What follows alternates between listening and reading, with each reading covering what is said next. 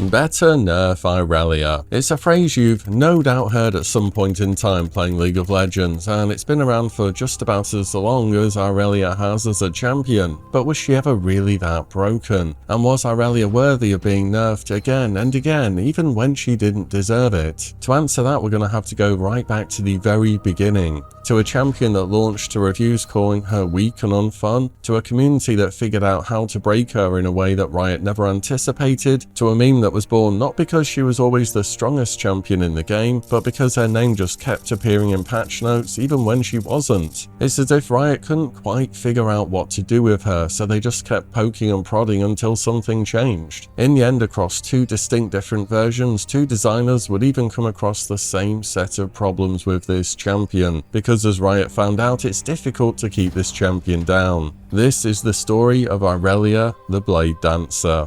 Irelia was released relatively early in League of Legends. This was during a time when Riot was pumping out champions every couple of weeks, and most of them had very simple, straightforward kits, which no one would really call overloaded. That was, apart from Irelia. So let's break down her release date. Initially, her passive Ionian Favor gave her tenacity based on how many enemy champions were nearby. If outnumbered, she could gain up to 40% tenacity, reducing crowd control duration massively. The range on this buff was also massive in its early versions, so even if you were just generally on her screen, she was gaining bonus tenacity. And the big thing here is this stacked with Mercury Treads, which back then provided an additional 35% tenacity. So 3 champions nearby and with some Merc Treads, which you almost just always bought even into heavy AD because of this interaction, meant Irelia had up to 75% tenacity. There were some CCs that still went through tenacity, such as suppression or knockup, but this in general was really annoying to deal with. Her Q is probably the most single consistent bit of her kit ever, a targeted dash that deals physical damage and applies on hit effects, and if it kills the target, back then it refunded mana and reset the cooldown. To this day, this is still pretty familiar to what we have. Her old W was hidden style, and this is where the problems really lay. This had 2 parts, a passive where she would gain healing on hit, and originally this passive was between 10 all the way up to 26 healing on hit passively. Soon after her launch, Riot halved this passive healing and then doubled it when it was active again back to its former amount. But for a while, Irelia just had a ton of passive sustain. The active also added between 15 to 75 bonus true damage to each attack for 6 seconds. And as I'm sure you know with true damage, you really can't do much against it apart from build health. And as we'll get onto, once Irelia picked up her Trinity Force, she was benefiting from the attack speed, the AD, and the AP ratios from this item. It was an absolutely crazy power spike. Her E was Equilibrium Strike. This was a targeted ability that had very high base damage, and originally had a 100% AP ratio that was later reduced to 50. The key thing to know about this ability is that if the target had a higher percentage health than Irelia, she would stun them for up to 2 seconds instead of slowing them. This meant Irelia could just charge into fights, enemies would retaliate against her, she would be pretty much immune to CC because of her passive, and then she would get to stun somebody for free. Finally, her R was Transcendent Blades. She would summon 4 Spirit Blades that she could fire one at a time in a straight line. This is pretty much what Gwen's ultimate Needlework is, but it just healed more instead of doing damage. That being said, it did do some damage, but I swear the majority of the time people just use this on minion waves to clear them out, or for quick trades. One of the big things to know about Transcendent Blades is that at rank 1 originally it had a 1-minute cooldown, so you could just fire this thing off whenever you wanted really, it wasn't a big deal. And when Irelia first came out, the public impressions weren't that great. PC Gamer magazine reviewed her within days of release, and their verdict was clear. Her abilities were disparate enough that it's difficult to build her in such a way that she performs her role well, or in other words, we weren't building Trinity Force. The reviewer pointed out that her kit pulled her in too many directions, with some abilities scaling with AD and others with AP. Their overall conclusion was one cool ability and some neat skins don't make up for a hero that ultimately isn't fun to play. And their parting advice to anyone thinking about buying her was wait until she's on a free rotation, and if you meet her in battle, don't worry, you'll be fine. However, if you met Irelia in battle and they were building correctly, you were most certainly not fine. Because initially many people built her as an AD bruiser, which kind of made sense, but it really wasn't the right way to go. Full AD Irelia doesn't work that well. Personally, I don't like it. Players would in time discover that items such as Heart of Gold for the early tankiness and gold income, Merc Treads as we went over for tenacity, and Trinity Force for a bit of every single stat in the game turned Irelia into an absolute machine. Her passive healing through hit and style and actively with her ult meant she was super difficult to trade into, because even if you lost that trade by a little bit, she would full heal off the next minion wave and then you were stuck playing against her. Her passive's tenacity made her difficult to gank because she could just run away, and Equilibrium Strike was a stun whenever she was lower health. And her ultimate also gave her the ability to proc Sheen off Triforce multiple times in a row really easily. And I just want to go over how overpowered her original W was in its launch state. So for example, by the time you're level 9 and you're maxing W, which you would have been doing, you would have had somewhere around 110 AD. This of course varies on your items and runes, but that's a reasonable amount to expect. If you're healing 26 per auto with 110 AD, that's like saying you've just got 24% lifesteal for free, and your Q proc to this effect as well, of course. Bloodthirster at this point in time gave 12% lifesteal. I don't know if I need to say any more, but getting double the value of Bloodthirster passively is just not an okay number to have. And so Riot did start nerfing her, and nerfing her, and nerfing her. Her base stats, her W healing, her ultimate cooldown, pretty much every single aspect of Irelia would be toned down over the coming patches. And this is where the meme started to form around better nerf Irelia, because at this point in time there were other melee champions, or champions in general, that were showing up and were arguably stronger than the Blade Dancer. But somehow, someway, Riot would just find a way to slip Irelia into the patch note and give her a little bit of a nerf as well. By June in 2013, Morello, Riot's lead designer at the time, posted on the forums about Irelia's design in response to a community thread. His explanation is worth understanding because it really gets to the root of the problems here. He called what they tried with Irelia the kitchen sink approach. In Season 1, Riot had struggled to make melee champions viable, and there were plenty of attempts in the game such as Warwick or Garen, and you'll notice with these melee champions is they kind of just run at you in a line and then melee you. With Irelia, they decided to give her just about everything to see how it would go. She had sustain, CC, true damage, gap closer, tenacity. This was one of the original overloaded kit champions, and he admitted it was the wrong approach. And then he also said Irelia's sure fun to play, but Irelia has very little interaction, decision making, or perhaps most importantly, counterplay. And when you think about it, it was true. She dealt every type of damage, including true damage. How do you build against that? You couldn't outnumber her and CC her through tenacity unless you had a suppression really, and you absolutely could not out-sustain her healing. And when you get her low, she stuns you for free. Every offensive tool Irelia had was either unavoidable or nearly so, and the only real answer was to try and get ahead of her in lane before she could hit Triforce. But even just some of the components of Trinity Force and a few points in W would make her a force to deal with. Morello really laid out the two options that remained for this champion. They either just tried to keep going as they were with changing her numbers, or it was time for a full rework. And in 2017, that was eventually the path that they took. Riot announced that Irelia would receive a full visual and gameplay update, and the champion who had been a balancing nightmare for 7 years was getting completely rebuilt from the ground up. New model, new animations, new ability, new everything. The community was excited.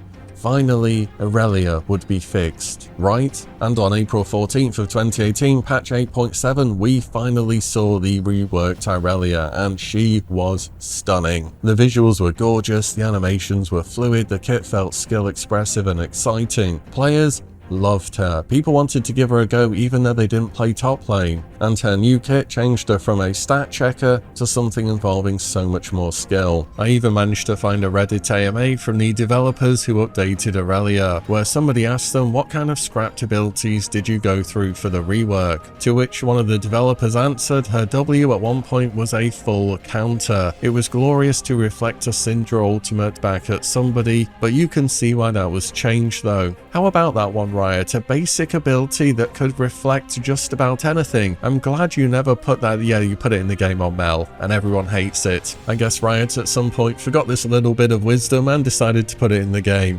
Anyway, let's check out what did make it into the game and how Irelia was after her rework.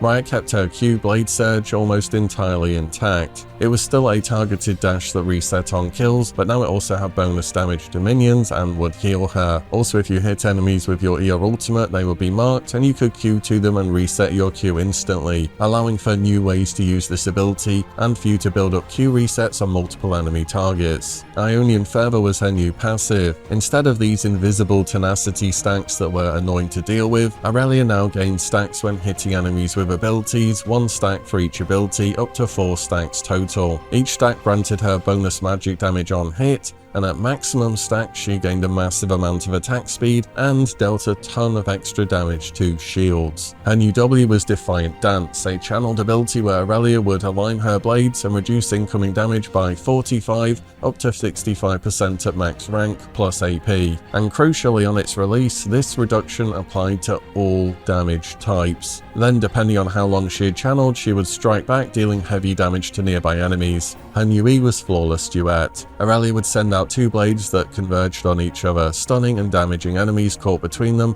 whilst marking them for Blade Surge resets. This replaced Equilibrium Strike's point-and-click guaranteed CC with a skill shot that required setup and prediction. And finally, her new ultimate was Vanguard's Edge. Irelia fired a massive wall of blades in a line, damaging and marking champions hit. The blades then formed a barrier that would disarm and slow enemies who passed through it for 2 seconds. So instead of just firing off these 4 skill shots in a row, she's now got this ultimate that interacts with her kit way better. The transformation was night and day. Old Irelia was hitting Triforce, turning on hit and style, and then just stat checking you out of existence. New Irelia was about stacking up her passive, landing skill shots, and executing perfect Blade Surge chains through marked targets. She went from being a simple right-click all-in champion to one of the most mechanically demanding fighters in the game. Thematically, mechanically, visually, the rework was an absolute hit. There was just one tiny little problem.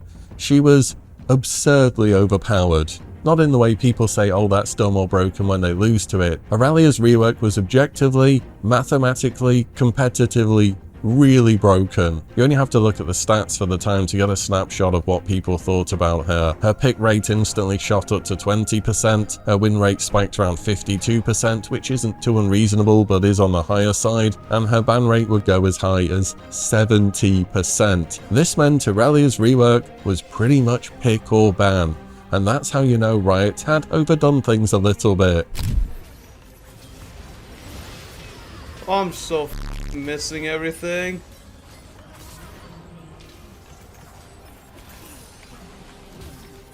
I legit missed everything and I still killed them.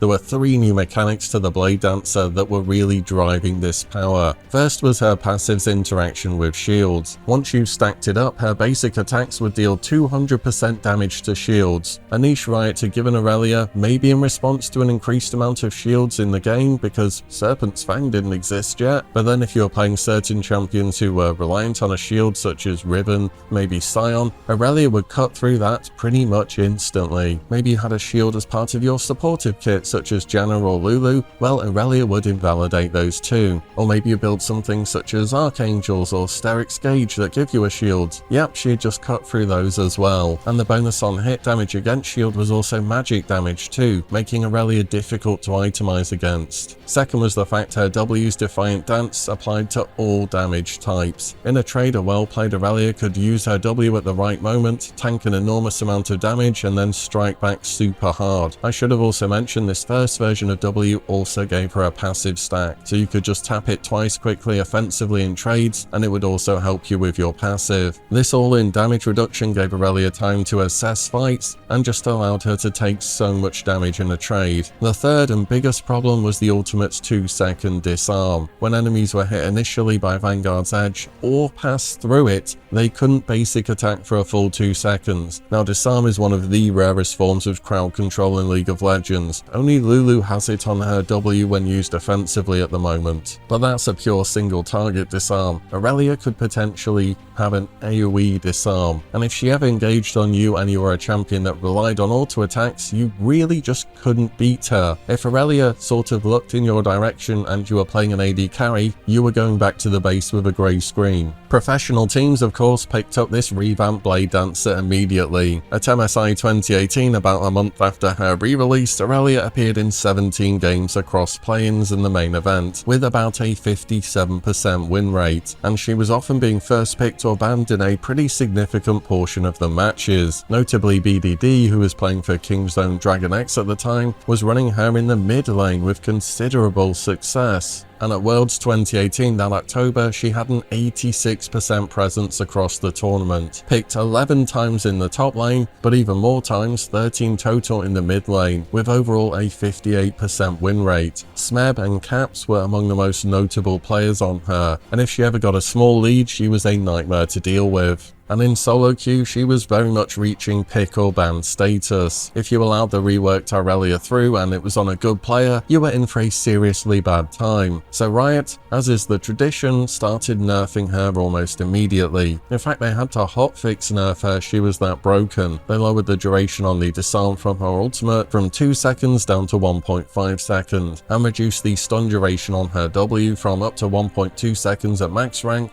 to 0.75 seconds at all ranks. But this very much wasn't enough, because history had repeated itself here. The rework, for all its brilliance that it brought to the game in terms of the theme and it being more skill expressive, was just as problematic as the original. So it wasn't too long before Irelia was once again destined for multiple appointments with the Nerf bat. On January 24th of 2019, patch 9.2 hit the servers, and this time for Irelia, it wasn't just some stat changes. She was going to be losing some pretty significant parts of her kit. All in one patch, the bonus shield damage on her passive was gone, the 2-second disarm on her ultimate was gone, and the double minion damage on her Q was gone. Riot's patch notes were pretty direct. They were removing a few mechanics that weren't essential to the Blade Dancer's combat style. Translation: she had too many things with no counterplay. Pick rates immediately crashed. Her win rate would go down as low as 44 to 45%, which is terrible. Gaming sites would run headlines such as "Riot is kicking Irelia while she's down with another big nerf," because beyond 9.2, 9.3 already had more things planned for her. 9.3 brought in the following: you now gained attack speed for each passive stack, and bonus magic damage at maximum stacks instead of the other way around, which is how it used to be. Also, her stacks now went up to 5 instead of 4. Second was on her W Defiant Dance. Riot kept the physical damage reduction but completely removed the magic damage reduction. So if you were playing Irelia into something that was magic heavy now, you were just kind of standing there channeling and taking full damage as per normal. Also, to add insult to injury, they removed the 1 free passive stack on using her W as well. In light of this, Riot did buff her base stats a bit, and in the hands of a skilled player she could still be effective, but it was much more of a high risk reward carry champion, and honestly by this point in time you could just play things such as the reworked Fiora or Camille and be a much better carry, and she stayed in this sorry state for literally years.